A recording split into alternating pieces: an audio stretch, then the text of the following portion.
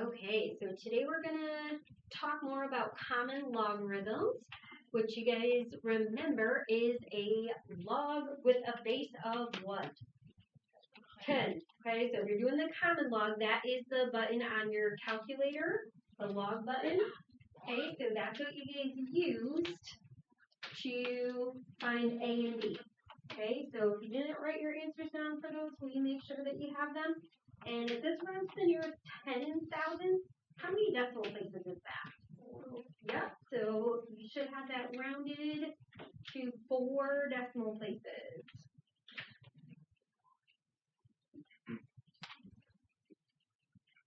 Okay, and then if you guys did use the log with the change of base and not your common log button, you could plug in your base of 10.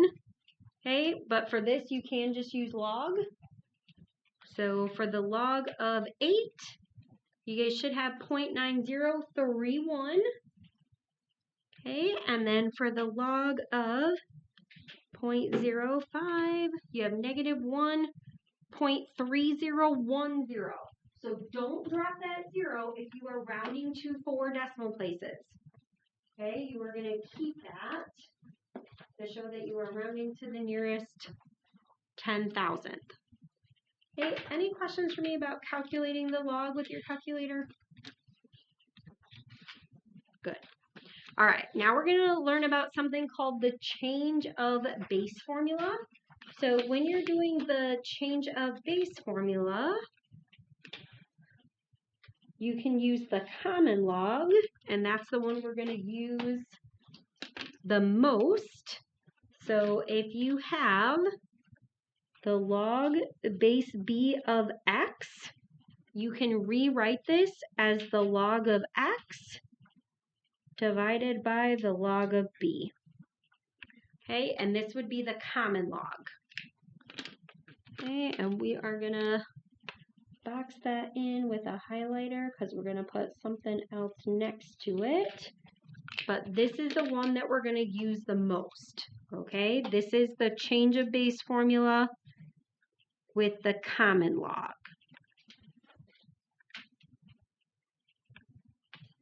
Okay, so when we're using our calculator, we are going to be using the common log a lot.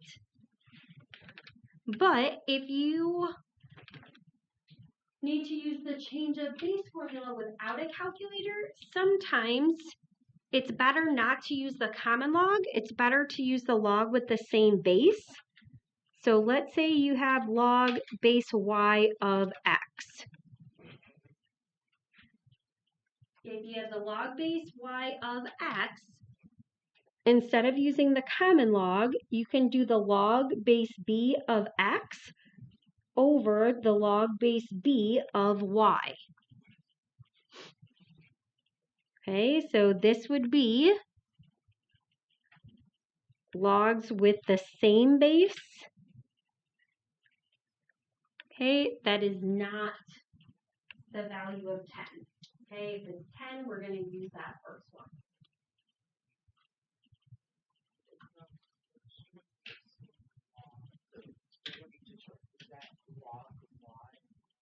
Yeah, so this is log base y of x, and that's equivalent to doing log base b of x divided by log base b of y. Okay, so this is called the change of base formula. I remember which one goes where because if it's a base, it goes on the bottom. I like alliteration to remember things. So the base is going to go on the bottom. Okay, so we're going to use this in example 2. In example 2, it says express each logarithm in terms of common logarithms. Sometimes when we take assessments, people start to second guess some of the language, even though it's something that we've used in class. So one thing I found is helpful with that is using annotations. So when it's common log, remember, that is a log with the base of 10. Okay, so if you're taking the test and you're like, oh, what's a common log? I cannot tell you. Okay, but what we can do is we can write it down, and that's going to help us commit it to memory. Now it also tells us to approximate the value to the nearest 10,000th. That's if it's not exact. Okay, one of our examples is going to be exact.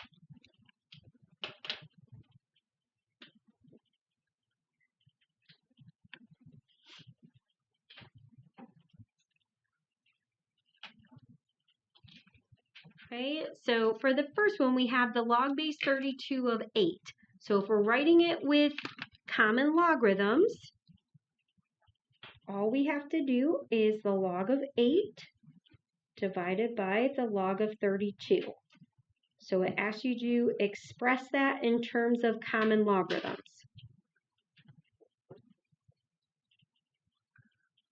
So that's the first part of what the question is asking.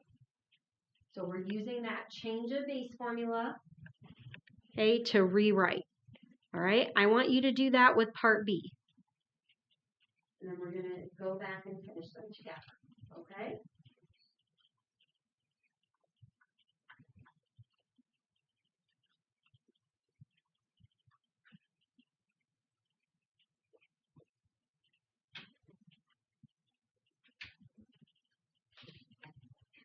All right, so Nolan, will you tell me what you wrote for part B?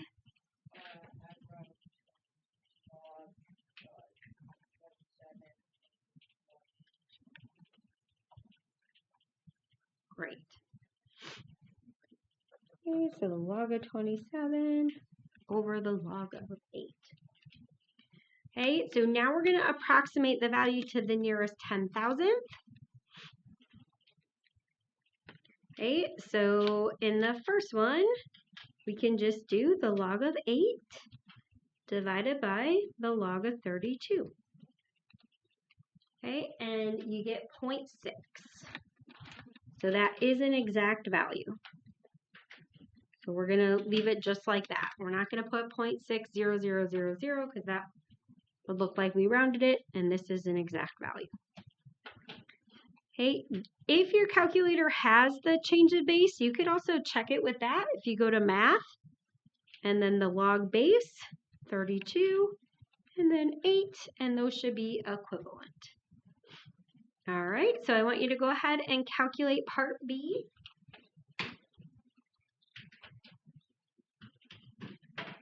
And then we're rounding to the nearest 10,000, so we're rounding to 4 decimal places.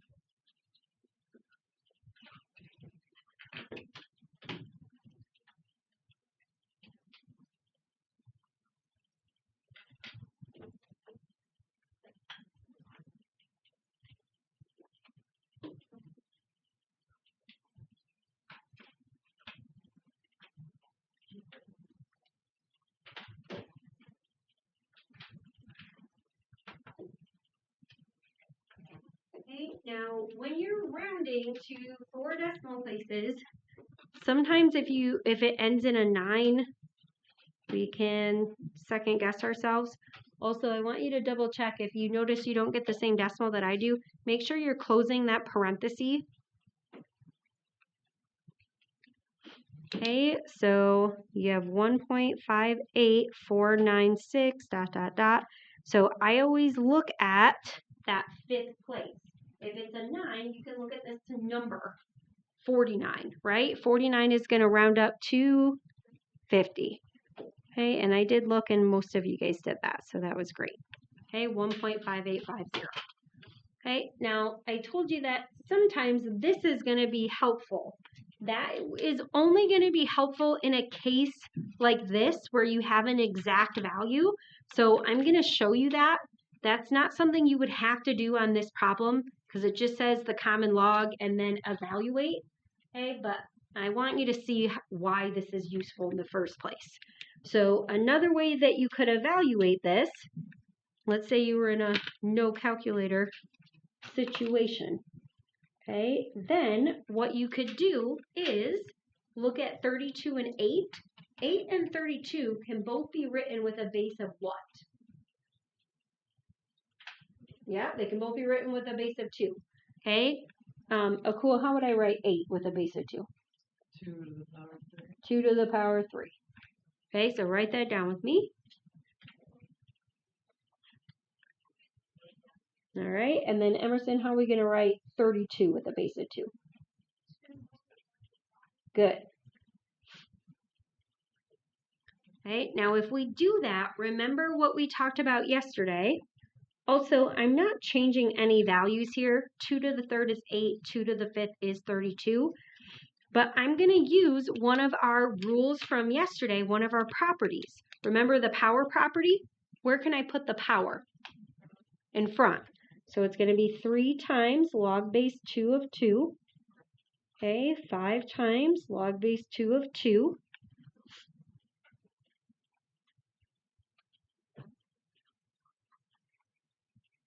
And then we know that log base 2 of 2 is going to be equal to what? 1, because it's the same base of the log, and it's the same base of really the exponent, which would be 1. So you can make it anything you want as long as it's the same. So the change of base formula says if you have a log, you can rewrite it with the same base, and it can be any value of b as long as it's greater than 1. Okay, so I chose 2 because 8 and 32 can both be rewritten. So log base 2 of 2 is 1. So I have 3 times 1 over 5 times 1, which is 3/5. And guess what 3/5 is equal to? Okay, so this would be a case where the second one is equal. If you're using your calculator, we're just going to be using the common log like I showed you here. Okay, but this would be a benefit to using a base other than the common log. Yeah, if it says use the common logs, you do have to use the log of base 10. So the second one. Yeah, not for this one, because it does say use the common logarithm. So if it says use the common logs, you have to use this one. Okay, if it doesn't say that, if it just says you can rewrite it with logs, then you can choose. And you can choose your base. And then Yeah. And really, you can use any base you want. So we use 10, but if you, Allison, what's your favorite number that's less than 10? Yes, mine too. Okay, so if we did, well, you can, it's going to be different, but you can change this to really whatever base you want to. And you have, I have to do my math.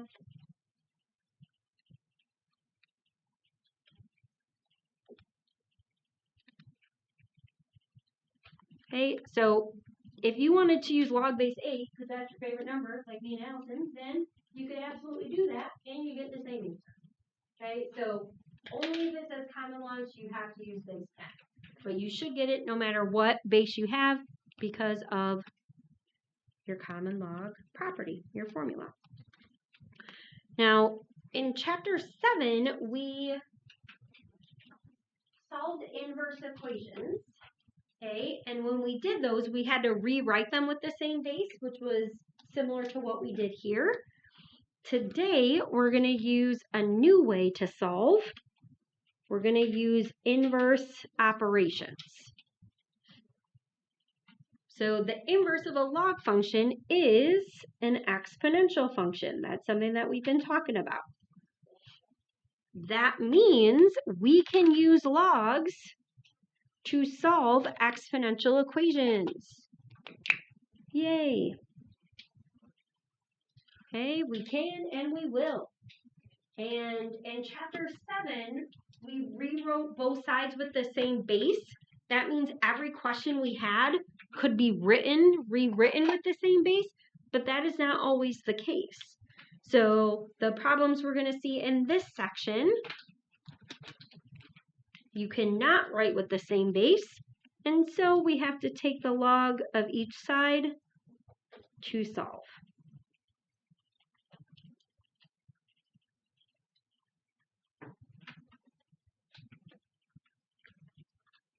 Okay, and remember as we're learning this is something new.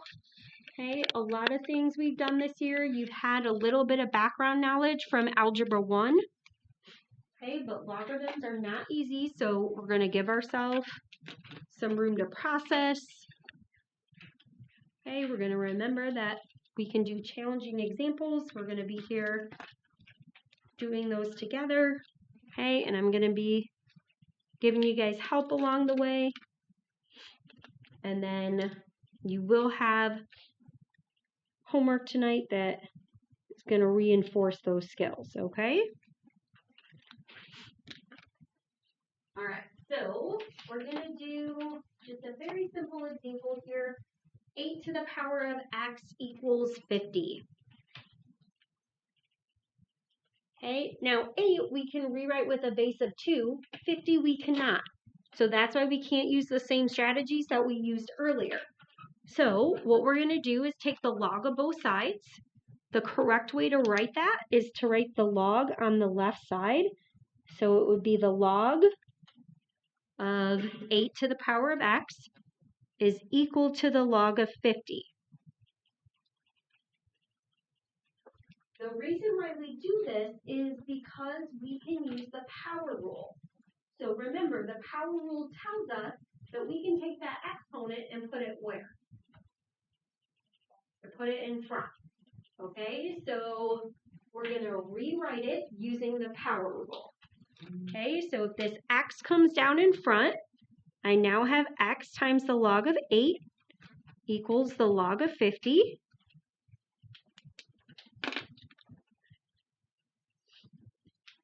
And if I want to get x by itself, think about your inverses, right? These are stuck together with multiplication, so we just have to do what? Divide. So we're going to divide both sides by the log of 8. Okay, so those are going to divide out. We're going to write our answer 2 ways. Okay, so the first way is going to be an exact answer, the log of 50 divided by the log of 8. And then we are also going to find that rounded answer. Okay, so go ahead and plug that into your calculator. We're going to continue rounding to 4 decimal places to the nearest 10,000. Okay, so this is the common log. So I want you to type in the log of 50 divided by the log of our favorite number.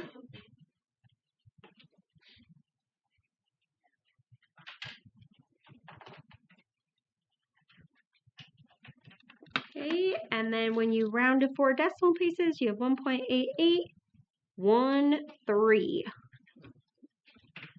Okay, so something we'll be looking at in this section is an exact value. An exact value is never rounded. Okay, and then this is your rounded value.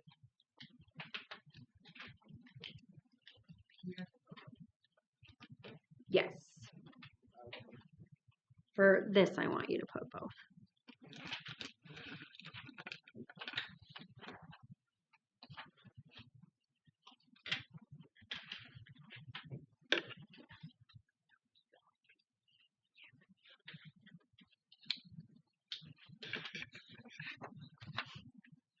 All right.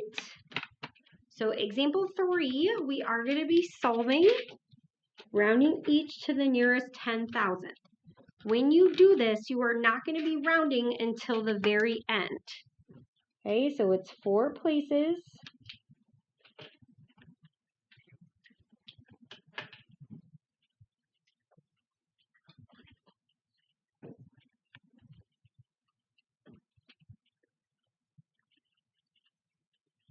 Okay, we are not going to round until the last step. Okay, for the first couple, we are going to write out the steps. Okay, I want you to write down the same things that I am writing down. I need you to trust me that I've been doing this for a long time. I've taught a lot of students how to do logs. And through that, I can see what people forget to do. And that's why I write down those little steps for you, so that when you get stuck, you have a resource to look at. Okay?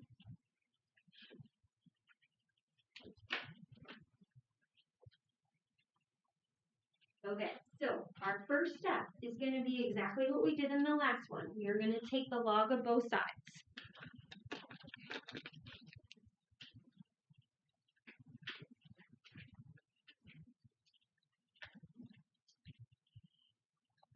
Okay, when you write down the log, we're always going to write that down on the left.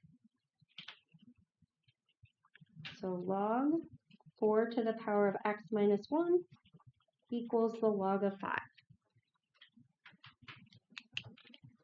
Okay, you have to make sure that you write out the log so that you can do the next step, which is using the power rule.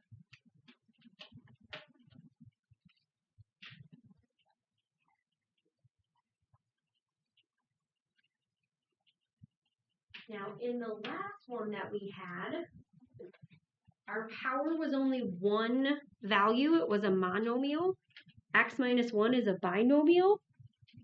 So when you move it down in front, you do have to put parentheses.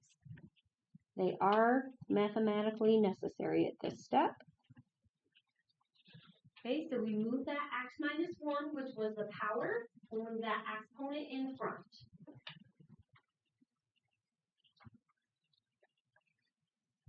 Then because it's a binomial, we are going to have to distribute.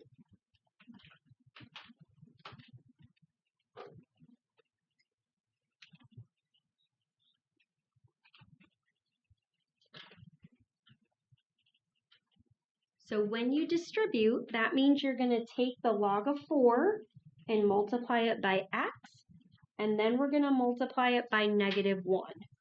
Okay, so when you multiply them together, you just write it as x times the log of 4 minus, and it's 1, so if you just want to write minus the log of 4, you can. You want to write minus 1 log of 4, you can.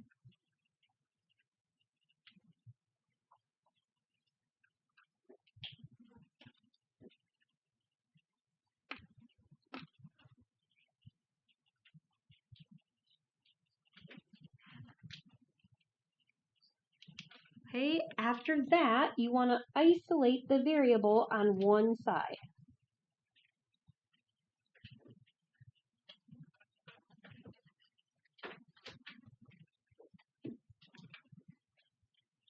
Okay, we're going to isolate the variable on one side.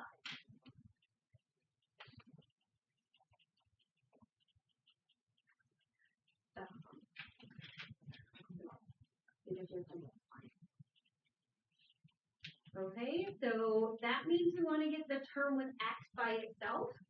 So we're going to move over the log of 4. Okay, so when we add the log of 4, we're going to keep this as an expression for now. Sometimes you can combine these together.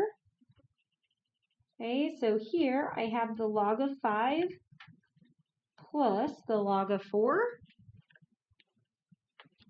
So one thing I can do is I can keep it just like that, and to solve for x, I can divide. Okay, so if I'm solving for that variable,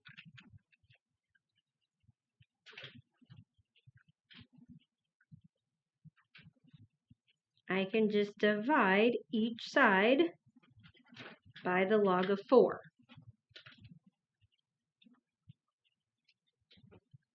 Now, when you plug this into your calculator, if you have addition on the top, which we have here, you have to put this in parentheses in your calculator, or else your calculator will divide before it adds. And because this is a fraction, we have to tell our calculator, no, the first thing you have to do is add these, then you can divide. Does anybody know what I could do to simplify the log of 5 plus the log of 4? It's the log of 20. Because remember yesterday we talked about if you're adding the two of them, you can just multiply the two factors. Okay, so you could also do the log of 20 divided by the log of 4. Okay, I'm going to show you both of them.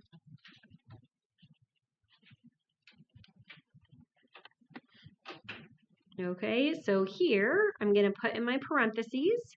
I have the log of 5. I have to close that. Make sure you practice plugging this in with me, okay? Don't just watch me do it. Make sure that you know how to get this on your calculator. And then if you're not adding anything together, you don't need the parentheses on the bottom. You only need them on the top. Okay, so you should get 2.16 And then look at that 0.96. You're going to be rounding up there. And then, like I said, you have the log of 20 divided by the log of 4. In something like that, you do not have to condense that, okay? Because sometimes people do that incorrectly. And so if you do condense it, I might just do both of them to make sure that you did that right.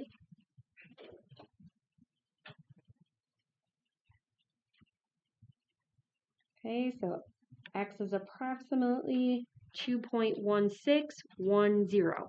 The 9 gets bumped up to a 10.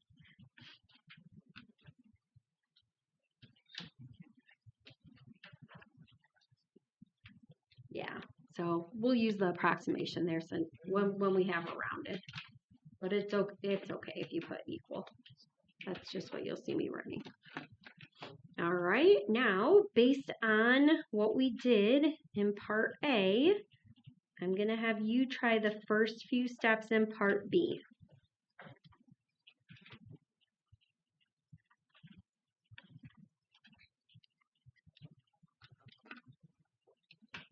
Okay, the first few steps are going to be the exact same here. Okay, so you're going to take the log, then you're going to use the power rule, then you're going to distribute. Okay, and this one is a little bit different. So I am going to help you with the steps past that. Okay, but I want you to be comfortable taking the log, using that power rule, and then distribute.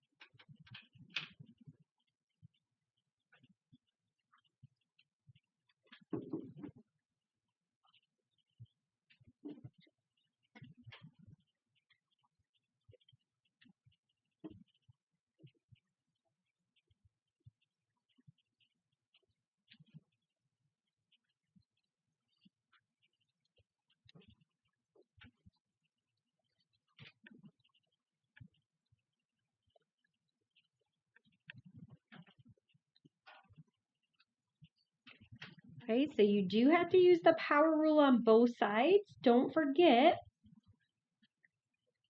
if you have a binomial, you have to put those parentheses on. Okay, that's where you're going to distribute. There's nothing to distribute here. If they're multiplied, you are not going to distribute. Only distribute when you have that plus there. Okay, so the log of 52 gets multiplied by 4n and by 3. So 4n times the log of 52 plus 3 log of 52 equals 2n times the log of 7. All right, now we are going to get the variables on one side. So here we only had one variable, but now we have a variable on each side. So we want to make sure we get them all to one side.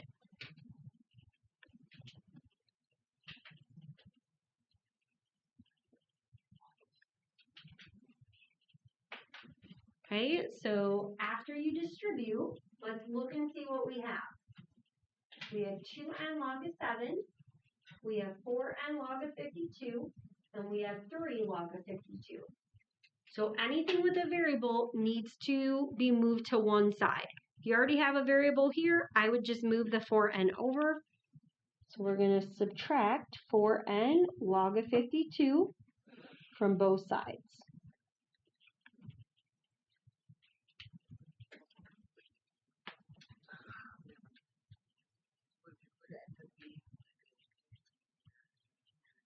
yeah, we're gonna write down an expression. So this whole thing is going to be 2n times the log of 7 minus 4n log of 52. That's going to be equal to 3 times the log of 52.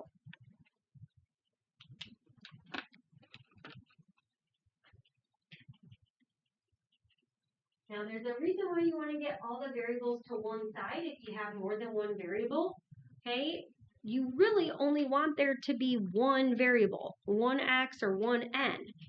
In this case, n is in both of these expressions, so we can factor. Okay, so we're going to factor out the variable.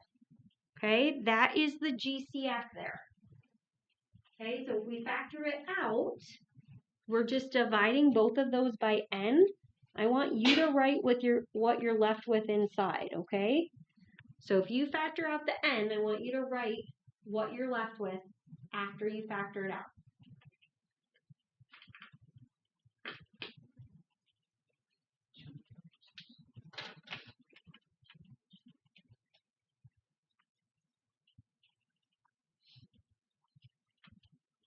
So when you're factoring out the variable, because we're only solving for n, you only have to worry about factoring that out. Don't worry about factoring out the number with it. It's going to be simpler to solve if you only factor out the variable.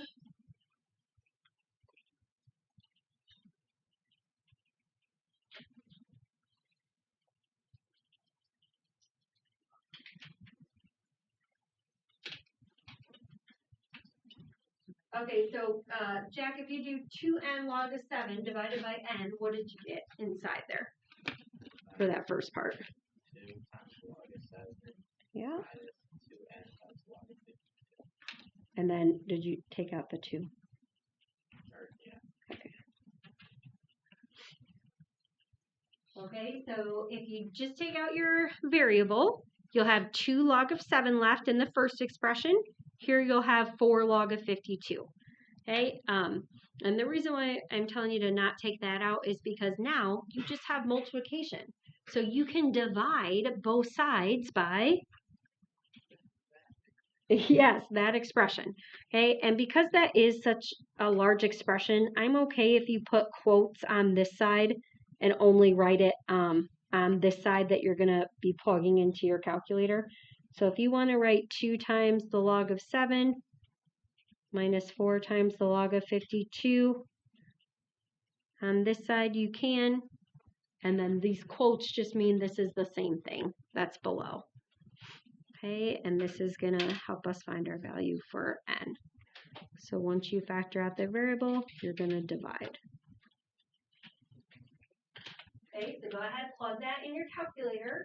Remember what I said about where to put the parentheses. Okay, so you are going to need some parentheses when you're plugging that in. Anytime you see a plus or a minus, that quantity has to go in parentheses. Okay, so there's no plus or minus here, but there is in the denominator.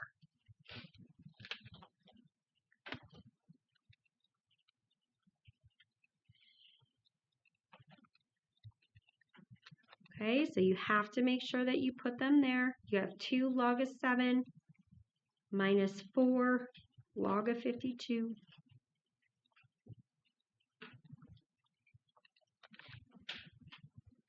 Okay, and then close the 52, close that one. So you have negative 0.9950.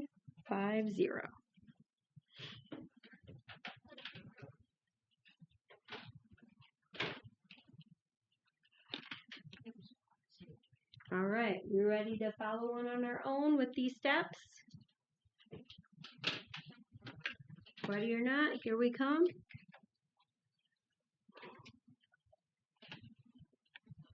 Okay, so this is going to be 6 to the power of p equals 13 to the power of 5 minus p. Okay, so I want you to follow the steps. that we outlined in Part B.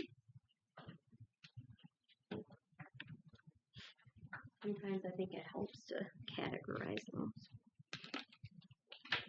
All right, so tell yourself you got this, and make sure that you have those steps written in the side so you can use those.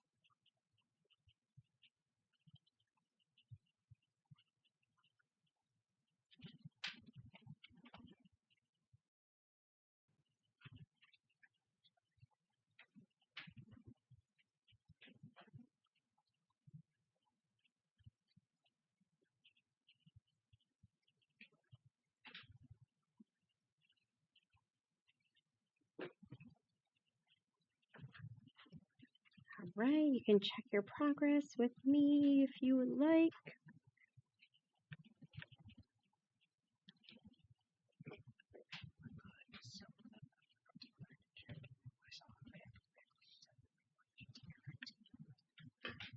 You can use a late pass if you want. All right, so when you've taken your log and you go to distribute, remember you only have to distribute on the side where you have a plus or minus.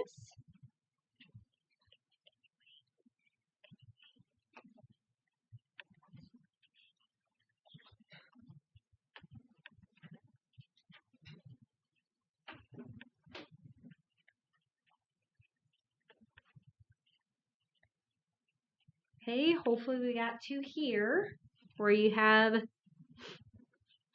added the p to both sides. And really, if you want, if you write out like your plus p to both sides, you can factor it out in the next step. That's fine. Okay, but when you factor out the value of p, you have the log of 6 plus the log of 13 equals 5 times the log of 13. Do you guys have any questions for me up to this step? How did this go on your own? So we were able to take the log, we distributed, and then we moved everything over to one side. Okay, because once you do that, then all you have to do is factor and divide. Okay, if you can get all of the terms with the variable on one side, when you divide, you're just dividing by what's in the parentheses. Okay, and like I said, I'm fine if you put the quotes down there and just write it on this side. Okay, because earlier we talked about the exact value. This would be the exact value. And again, if there's plus, that's where your parentheses come in. Okay, so when you're checking this, if you're like, oh, I'm not getting the same answer as Miss Whipple, let's go back and check and make sure that we put the parentheses in correctly, okay? Sometimes it's just a simple fix. We just gotta be careful with those little things. So we have 2.94, and then this is gonna round up to 3.7.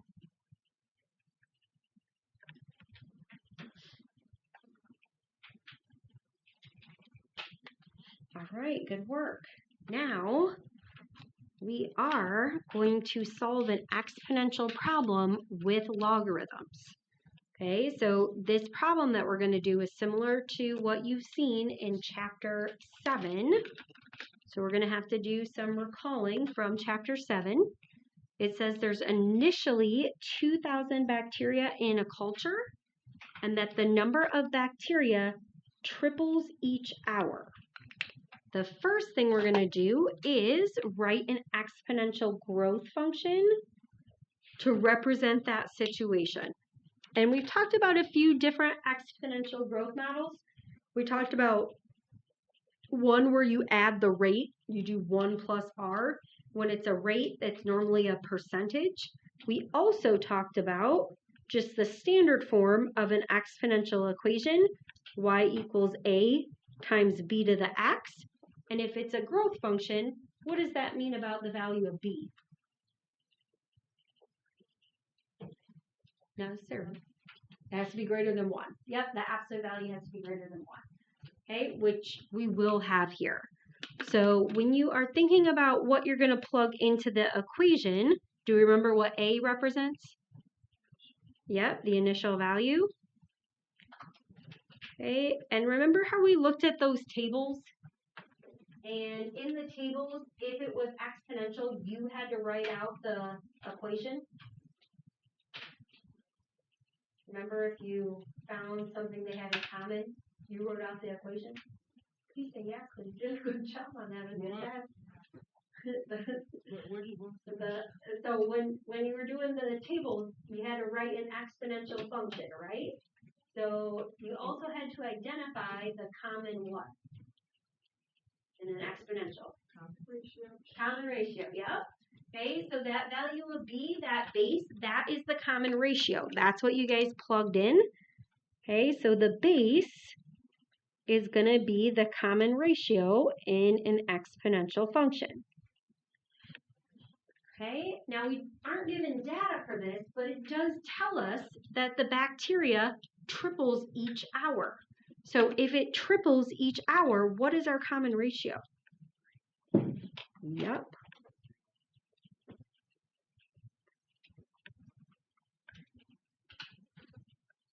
Okay, so if it triples each hour, our base is going to be 3. Okay, our initial value, A, is going to be 2,000. And then because it's each hour, instead of using x, you're going to see it's very common to use t as the exponent because it's going to represent time. So that's what we're going to write for this one. Okay, so we're going to have y equals 2,000 times 3 to the power of t. And then in a story problem, it's common to identify what the value of t represents. So this is where t is the time measured in what? Hours. Okay, now that can change. Sometimes the time might be days, minutes, years. Okay, so whenever we're doing a story problem, we are going to be writing our units down. Okay, and then in part B, they ask you to find how long it will take the culture to increase to 100,000, and we are going to be using logs to solve. Okay, so in this chapter, I'm assessing your knowledge of logs. We have solved this in other ways. We did that in chapter 7. Okay, but now you are going to show me that you know how to solve with logs. So if we want to know when it reaches 100,000, we're going to plug that in for y. So we're going to set 100,000 equal to our model. And we are going to solve for the value of t.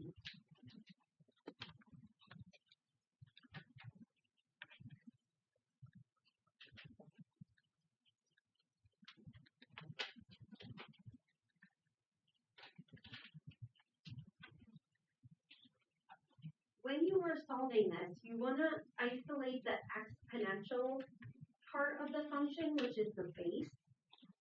Okay, so you want to get the base by itself.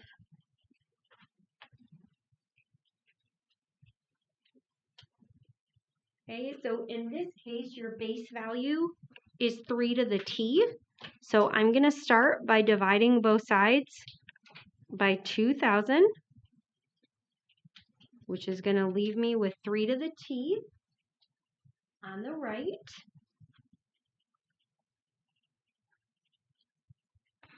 Okay, and this is one that you can use your calculator for, and you're welcome to do that. But just remember, if they're both thousands, those 3's are going to cancel. You're just left with 100 divided by 2. What's that going to be? 50. Okay, now we have a function that looks a lot like that example we did on the first page. Okay, so then all we have to do here is take the log of both sides.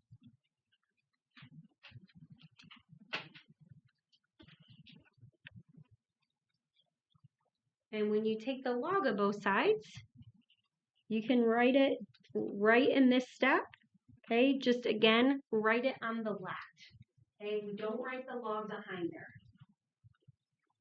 It's the log of 3 to the t. Okay, so after we take the log, what have we been using next? Yeah, the power rule. Okay, so the t is going to come down in front. So it's t times the log of 3. Okay, so the power rule brings that exponent in front. So it's t times the log of 3. That is equal to the log of 50. And then how do we get t by itself? It's going to do what? Divide.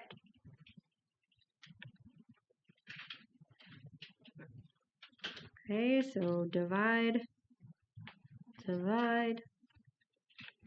Okay, and again, make sure when you're entering this in, don't do the log of 50 divided by 3. It's the log of 50 divided by the log of 3. Okay, so that's why writing down your steps is going to be important. We want to make sure you're plugging those in. And if it doesn't tell you what to round to, I'm going to let you decide. So this means that t is approximately 3.56 hours. You just need to make sure you include the units. Okay, so if you decided to round to the nearest tenth and you did 3.6 hours, that's fine. Okay, this one doesn't tell you, so you get to choose. Okay, but I do want you to include the units.